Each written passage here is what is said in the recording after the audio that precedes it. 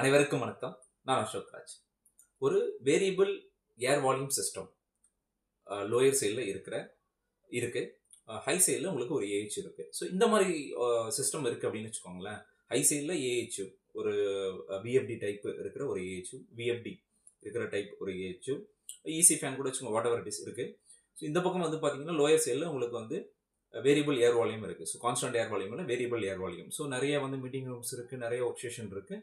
ஒரு மீட்டிங் ரூமுக்குமே ஒரு விஏவி சிஸ்டம் இருக்குது. சரிங்களா? ஸோ இப்போ எப்படி வந்து இது ஒர்க் ஆகும் அப்படின்னா, உங்களுக்கு வந்து டிமாண்ட்ஸ் வந்து ஃபுல்லாக உள்ளே இருக்கிற தெர்மோஸ்டாட், ஒரு மீட்டிங் ரூமில் தெர்மோஸ்டாட் இருக்கும், ஒரு விஏவிக்கு பக்கத்தில் தெர்மோஸ்டாட் இருக்கும். அதோட செட் பாயிண்ட் வந்து பார்த்தீங்க அப்படின்னா ஒரு 24, 23 என்ன வைக்கிறீங்களோ வைக்கிறீங்க. அப்போ என்னன்னா உங்களுக்கு வந்து டெம்பரேச்சர் வந்து ரொம்ப அதிகமாக இருக்குது, செட் பாயிண்டோட ரொம்ப அதிகமாக இருக்குன்னா உங்களுக்கு ஃபுல் ஸ்பீடில் உங்களுக்கு ரன் ஆகிட்டு இருக்கும். என்ன சொல்ல, விஏவி டேம்பர்ஸ் எல்லாமே வந்து ஓப்பன் ஆகிருக்கும். உங்களுக்கு மேக்ஸிமம் சிஎஃப்எம், அதோட டிசைன் சிஎஃப்எம்னா போது உங்களுக்கு போயிட்டே இருக்கும். ஸோ அப்போ வந்து ஸ்டாட்டிக் ப்ரெஷர், அப்போ உங்களுக்கு ஸ்டாட்டிக் ப்ரெஷர் சென்சார் வந்து அங்கங்கே டக்கில் வச்சுருப்பாங்க. ஸோ அது என்ன இருக்கும் அப்படின்னா, அது வந்து ஆவரேஜாக உங்களுக்கு வந்து ரொம்ப ஸ்டாட்டிக் ப்ரெஷர் வந்து ரொம்ப கம்மியாக இருக்குது. ஏன்னா விஏவி வந்து ஃபுல் ஓப்பன்.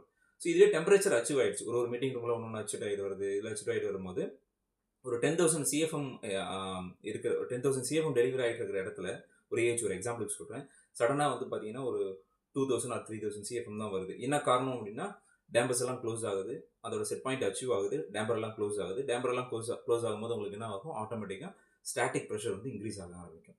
ஸோ அதாவது எப்போ ஒரு டக்டில் ஏர் ஃப்ளோ ஃப்ரீயாக போதோ அப்போ ஸ்டாட்டிக் ப்ரெஷர் வந்து கம்மியாக இருக்கும். எப்போ ஒரு ஏர் ஃப்ளோவை நீங்கள் ரெஸ்ட்ரிக்ட் பண்ணுறீங்களோ அப்போ என்ன ஆகுனா ஸ்டாட்டிக் ப்ரெஷர் வந்து இன்க்ரீஸ் ஆகிருக்கும்.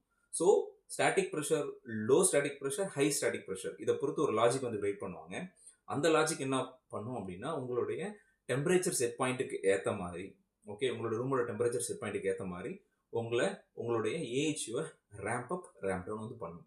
இந்த ஏஹெச்சோடைய ரேம்ப் அப் ரேம்ப் டவுன், அதாவது ஏஹெச் இன்டகிரேஷன், இந்த AH modulation, AH fan modulation எப்போ நடக்கும் அப்படின்னா, இந்த மாதிரி கான்ஸ்டன்ட் ஏர் வால்யூம், வேரியபிள் ஏர் வால்யூம் சிஸ்டம் இருக்கிற ஒரு சிஸ்டம் இருந்தால் மட்டும்தான் இந்த மாதிரி நீங்கள் ஸ்டாட்டிக் ப்ரெஷரை பொறுத்து நீங்கள் ஏஹெச் வந்து ramp up ramp down, AH ஃபேனை வந்து நீங்கள் மாடுலேட் பண்ண முடியும். இதுவே வந்து கான்ஸ்டன்ட் ஏர் ஃப்ளோ சிஸ்டம் வந்து கண்டிப்பாக அது பண்ண முடியாது.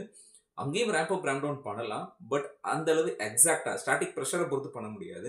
ரிட்டர்ன் ஏர் டெம்பரேச்சர் பொறுத்து வேணால் நீங்கள் ரேம்ப் அப் ரேம்ப் டவுன் வந்து நீங்கள் பண்ணலாம். 30 ஹெர்ட்ஸில் ஓடணுமா, 40 ஹெர்ட்ஸில் ஓடணுமா, 50 ஹெர்ட்ஸில் ஓடணுமா அப்படின்ட்டு மாடிஃபை பண்ணலாம். பட் இதுலேயும் வந்து ஸ்டாட்டிக் ப்ரெஷர் சென்சார்லேயும் வந்து நீங்கள் இப்படி தான் பண்ணுவீங்க.